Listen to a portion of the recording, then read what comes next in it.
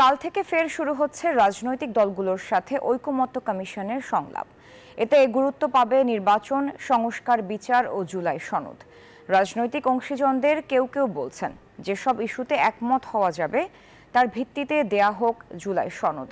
জোর করে জুলাই সনদে কিছু চাপিয়ে দিতে চাইলে তার ফলাফল ইতিবাচক হবে না। শাহ আলী জয়ের প্রতিবেদন।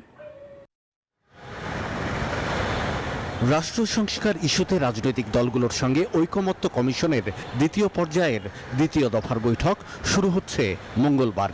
জুলাই সনদ চূড়ান্ত করতে বিএনপি সহ ৩০টি রাজনৈতিক দলের প্রতিনিধিদের সঙ্গে ৩ দিনব্যাপী বৈঠক করবে কমিশন।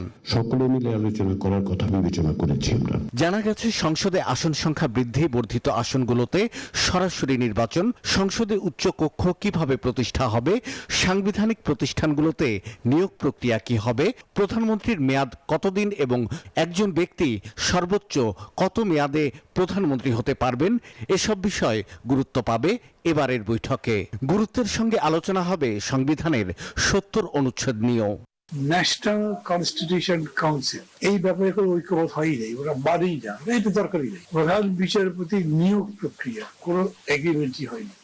বান্ডেল থাকলে প্রতি সেনমানিতে টাকা বাঁচবে। বিকাশ সেনমানি বান্ডেল কিনে জিতুন প্রতি লেনদেনে। ৭০ অনুচ্ছেদ দিয়ে হয়নি।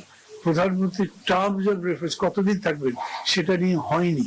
এই বিতর্কগুলো তো ওপেন আছে, আপনি নিজের বিবেচনা দিয়ে দেখেন। আপনি কি মনে করেন যে বিএনপি যেটাতে আসবে? এখন আমরা যেটুকু ঐক্যমত সেটার উপরে ভিত্তি হবে। এখানে চাপাচাপি জবরদস্তি করতে গেলে আলটিমেটলি দেখা যাবে যে যদি সবটা যদি ভেস্তে যায়, যেটুকু অর্জন করা যেত সেটাও যদি করা না যায়, সেটা কিন্তু একটা খারাপ একটা দৃষ্টান্ত হয়ে থাকবে।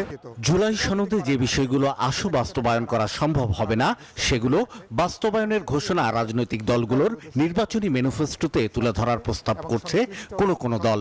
আর জুলাই আন্দোলনের মধ্য দিয়ে জন্ম নেয়া এনসিপি বলছে এই সনদকে সংবিধানে অন্তর্ভুক্ত করতে হবে। আলাপ আলোচনা করে হয়তো কিছু প্রশ্নে হয়তো আমরা একমত হয়তো হতে পারবো, কিন্তু আমি আজকের দিন পর্যন্ত যেটা দেখছি অধিকাংশ প্রশ্নে হয়তো আমরা এত অল্প সময়ের মধ্যে হয়তো মতৈক্যে আসা যাবে না। তো সেগুলোকে অমীমাংসিত রেখেই আপনাকে জুলাই সনদের ব্যাপারে আপনাকে এগোতে হবে। জুলাই সনদে কি থাকবে এবং সেটা কিভাবে বাস্তবায়ন হবে, বিচারের প্রশ্নটাও যেন সেখানে থাকে, এটা আমরা উল্লেখ করব। জুলাই সনদটা যেন সংস্কারকৃত বা পুনর্লিখিত সংবিধানের অংশ হয়। জুলাই সনদ নিয়ে সকল রাজনৈতিক দল একমত হবে কিনা এ নিয়ে রাজনীতিবিদদের মধ্যে সংশয় আছে। তবে তারা মনে করেন ঐকমত্য কমিশন চাইবে তাদের দেয়া ১৬৬ প্রস্তাবনার বেশিরভাগগুলোতেই রাজনৈতিক দলগুলো একমত হোক। ঐকমত্য তৈরির জন্য। শাহ আলী জয়, নিউজ 24, ঢাকা।